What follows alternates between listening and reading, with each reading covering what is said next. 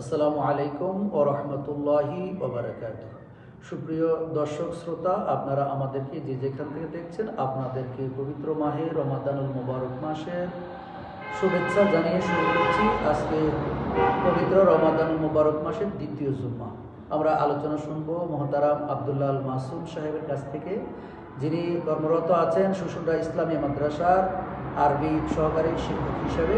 আমরা জনাবের কাছে জানতে চাইব আজকে জুমার বয়ানে আপনি যেইটুকু আলোচনা করেছেন আমাদের জন্য বা মুসলিম উম্মার জন্য কি কাজে আসতে পারে, এই ধরনের কিছু বিষয় নিয়ে আলোচনা করার জন্য বিরত করছি।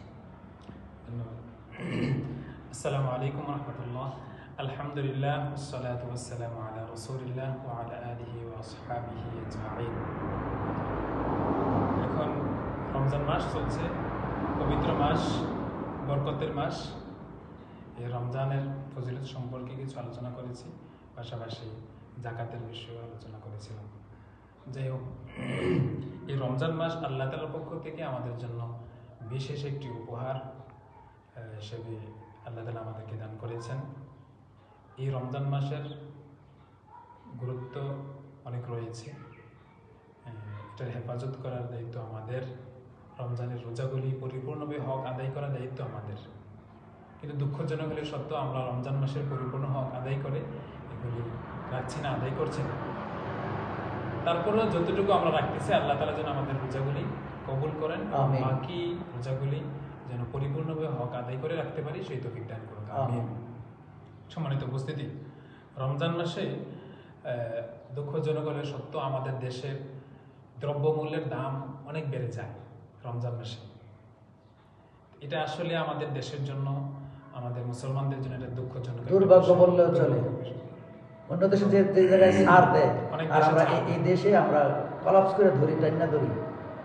আমাদের ব্যবসায়ী ভাইয়েরা যে জিনিসটা করতে পারি, রমজান মাসে অনেক ধরনের দান সাদাকা করার সুযোগ থাকে। যারা ব্যবসা করি, একটা পণ্য যদি 120 টাকা হয়, যদি আমরা 2 টাকা ছাড় দিই, দেখা গেছে অন্য কোনো বিক্রেতা 120 টাকা করে বিক্রি করে, আমি 115 টাকা করে বিক্রি করলাম, এখানে আমি 5 টাকা করে ছাড় দিতেছি, অথবা 2 টাকা করে ছাড় দিই। এই 2 টাকা, 5 টাকা বা 1 টাকা, এটা আমাদের দান হিসাবে সওয়াব হবে। এইভাবে কিন্তু আমরা একটা পণ্য থেকে রমজান মাসের উছিলায় 1 টাকা, 2 টাকা, 5 টাকা এভাবে ছাড় দিতে পারি। রমজান মাসের উছিলায় আমরা একটু ছাড় দিলাম, এটা আশা করি আল্লাহ তাআলা আমাদেরকে দান সাদাকার সওয়াব দিবেন। এভাবে আমরা ব্যবসায়ী ভাইয়েরা এই কাজটা করতে পারি।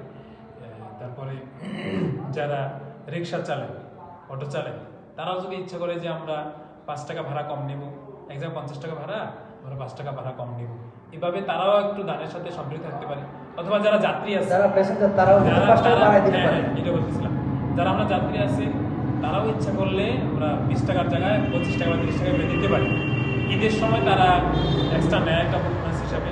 এমনি রমজান মাস হিসাবেও আমরা রিক্সা ভাড়াটা কিছুটা বাড়িয়ে দিতে পারি। এভাবে আমরা দানের সাথে আমরা সম্পৃক্ততা থাকতে পারি ইনশাআল্লাহ। আর আরেকটা বিষয় হচ্ছে, আমাদের অনেক যুবক ভাই শারীরিকভাবে সুস্থ থাকা সত্ত্বেও কিন্তু রোজা রাখে না, রোজা থেকে বিরত থাকে। দেখুন, এই রমজান মাসটা আল্লাহ তাআলা আমাদের বছরে একবার দিয়েছে। কষ্ট হবে, কষ্ট হলেও রোজা রাখতে হবে।